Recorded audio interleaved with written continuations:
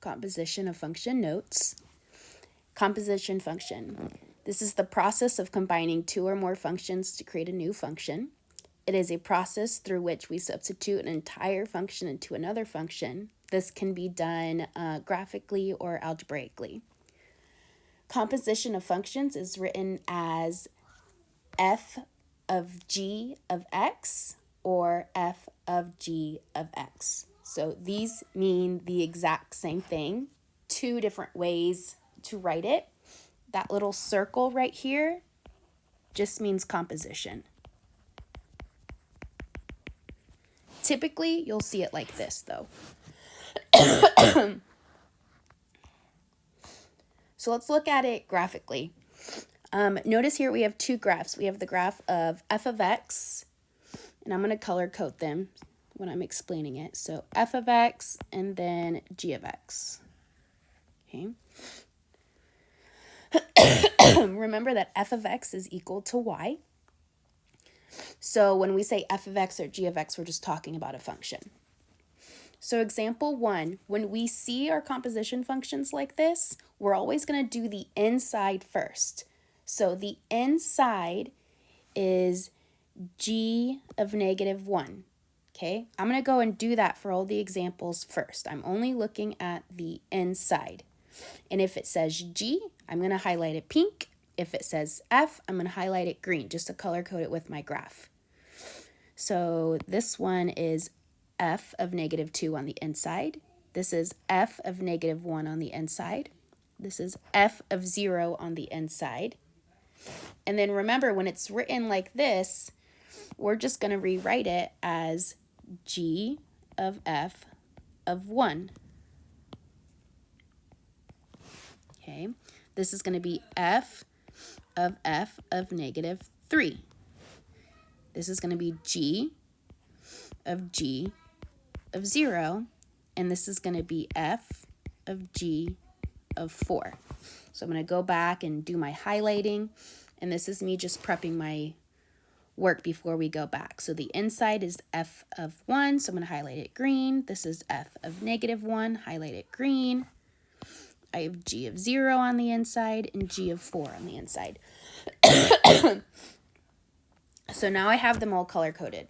So when we're doing composition functions, we always work our way in to out. So we start with the inside. So number 1 says g of negative 1. So remember, this is an x. So we need to find on the g graph where x is negative 1. Well, x is negative 1 right here. What would be the corresponding y value? Well, that corresponding y value would be here at 1, 2, 3. So that this answer is 3. So g of negative 1 is 3. And then I bring down the rest of my function. So f of 3. Now I'm going to go over to the f graph, and I'm going to find where there's an x equal to 3. 1, 2, 3. Okay, so that's right here. The corresponding y value is right here at 1, 2, 3. So that means this answer is equal to 3. And I'm going to do the same thing for every single one. So I'm going to start with f of negative 2. So I'm going to find negative 2 on the x's, which is right here. And let me change my pen so I'm not getting all mixed up. So here, f of negative 2. Negative 2 is right here. The corresponding y value is negative 1. So now I need to find g of negative 1. Notice my answer for f of negative 2 was negative 1. I just brought down the g because g was on the outside. Now I'm going to go over to the g graph and find negative 1 on the x's. And we already did that before, and we said that when x was negative 1, y was 3. So our answer is 3. Now doing this one, f of negative 1. I'm going to go back over here to my f graph. I'm going to find negative 1 on my x's and see that my corresponding y value is negative 3. I'm going to bring down the g, and we just found that middle part to be negative 3. So now I'm going to find g of negative 3. So I'm going to go to -3. So here's my G graph. 1, 2, 3. Here's -3. Corresponding y value is -2. So this answer is -2. Okay, now on example 4, I have f of 0. I go to the f graph, I find 0 on the x's, and I find the corresponding y value where there's a point on the graph. And that's if I go down to -2. So I write -2 inside the parentheses, and I bring down my outside function, which is g. Now I have to find g of -2. Well, here's -2 on the x's, and notice that that hits the point exactly there at y is equal to 0. So my answer is equal to 0.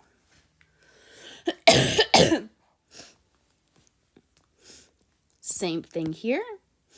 F of 1, I go to my f graph. I find 1 on the x's, which is right here, and I look at my corresponding y value, which is 0. So now I'm finding g of 0. I go to my G graph, I find 0 on the x's, and I find my corresponding y value, which is +2. So this is equal to 2. Okay, for here I do f of -3. F of -3 on my f graph, I find -3, which is right here. And my corresponding y value is +1. So this is f of 1. Notice that this stays on the f graph. So I'm still on the f graph, and now I'm finding 1 on the x's, which is right here. And notice it crosses exactly on a point where y is equal to 0. So this is equal to 0. Number 7, I have g of 0. So I'm going to be on the g graph. There's 0 on the x's, which means I have a corresponding value of 2 for my y's. So now I'm finding g of 2. Notice again that this is staying on the G graph. Here's the G graph. Here's +2. My corresponding y value is down here at -3. So this is equal to -3. Then I have G of 4. Here's my G graph. I find 4 on the x's, which is right here. 1, 2, 3, 4. And then notice that there's not anything for the corresponding y value because this is off the graph. See, there's no direction up or down that I can go to connect the graph, which means that this is does not exist. So technically we would write f of does not exist, which just means no solution.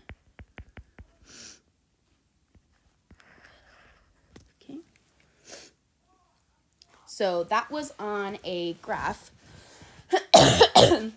Now we're going to look at a table. So remember, we're going to start the same way. Always start with the inside. So I'm going to color code them again. This is my, trying to match them up with the color above. This is my F. This is my G. So I'm going to go and look at the inside ones and color code them. So this G of 3, F of 4, and then remember, this is the same as saying F of G of 1, and this is G of F of 2. So I could color code these ones, F of 2, G of 1. Remember, we always start on the inside. So G of 3, I find 3 on my x's, which is right here, and the corresponding value is 2. So then I write 2, and I bring down my outside function, which is f. So now I need to find f of 2. F of 2 is the green table, so I find 2 on the x's, the corresponding value is 8. So my answer is 8.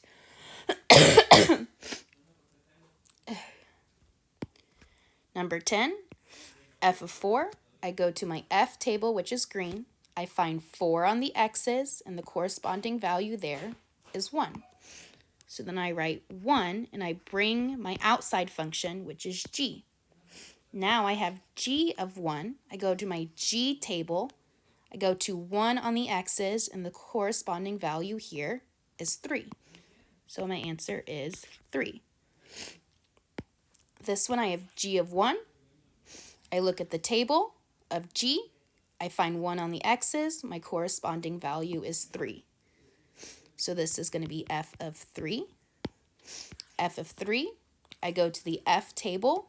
I find 3 on the x's. My corresponding value is 3. So our answer is 3. Remember, we're always looking at inside, then outside. So inside here, f of 2, I go to my f table. I find 2 on the x's. The corresponding value is 8. So g of 8. G of 8, I go to the g table. And notice here that there is not a value of 8 on my table. So I would just say that this does not exist, or no solution.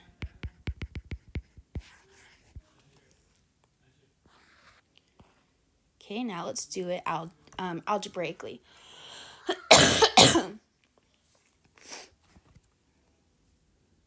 So notice here, they gave me a g equation and an f equation, and then they added in a third equation for h.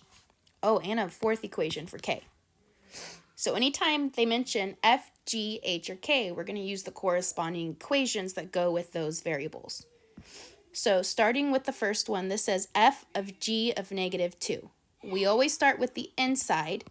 Since the inside is g, we're using this equation first. And since it says negative 2, we're going to plug in negative 2 into all the x's of g. That's our first step.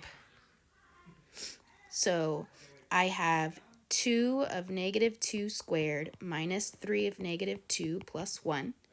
This is 2 times 4 plus 6 plus 1. 8 plus 6 plus 1 is equal to 15. Now I have f of 15. So now that I have f of 15, because f was my outside function, I go up to the equation for f, and I'm going to plug 15 everywhere I see an x.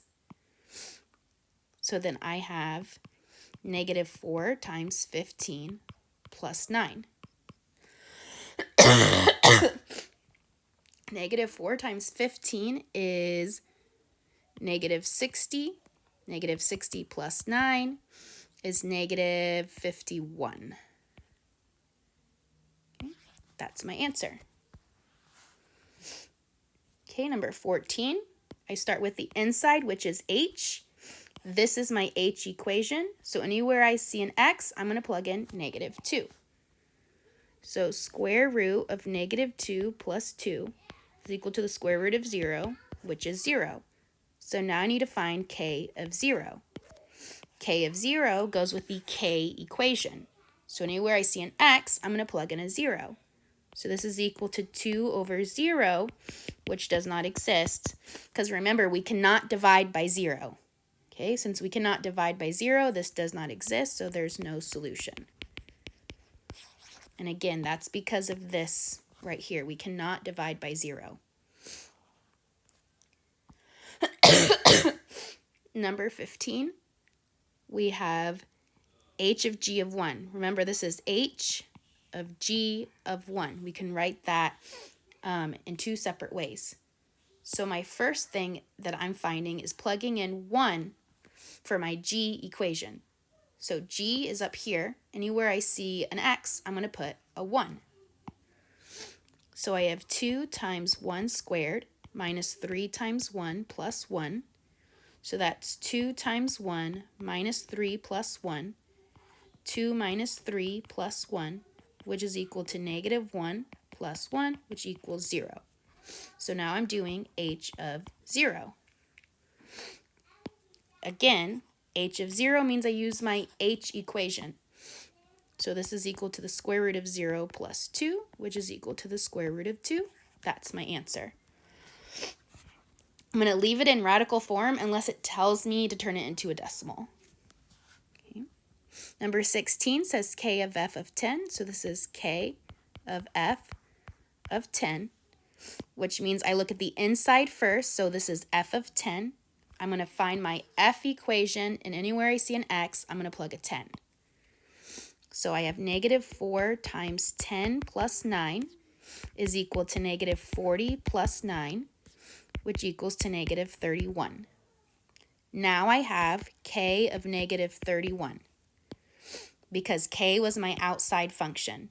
So now I look at my k equation here and plug in negative 31 for x. So this is equal to 2 divided by negative 31. I can't reduce this fraction, so I'm just going to leave that as my answer.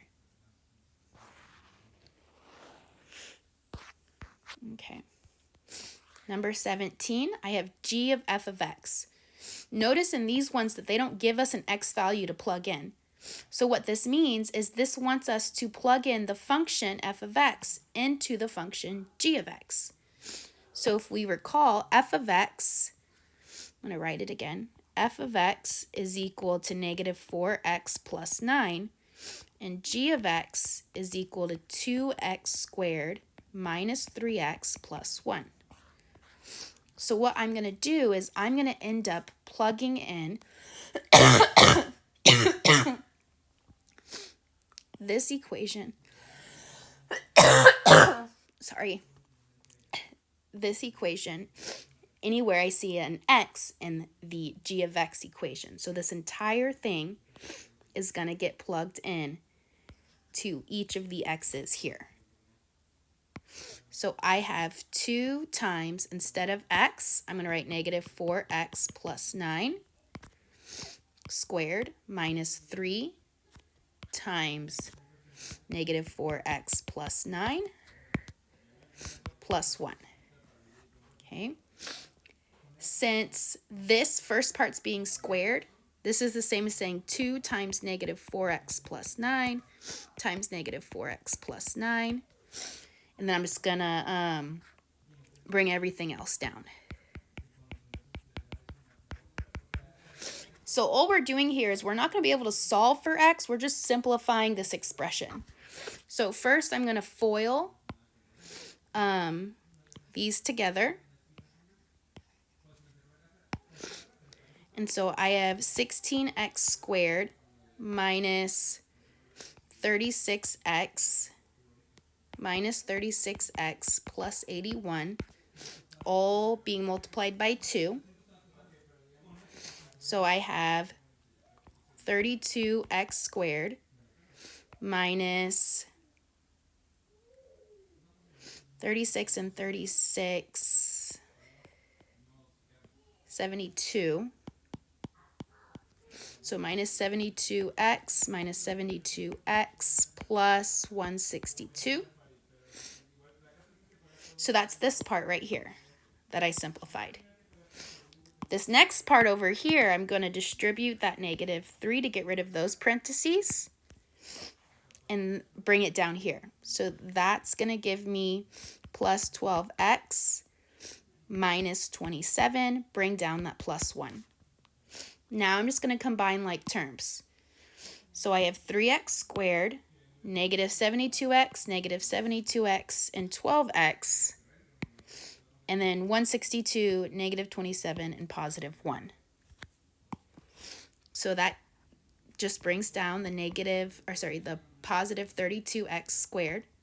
And then I have to add all these x's together. So negative 72 is negative 144. Plus 12x is going to be negative 132. Yeah, negative 132x.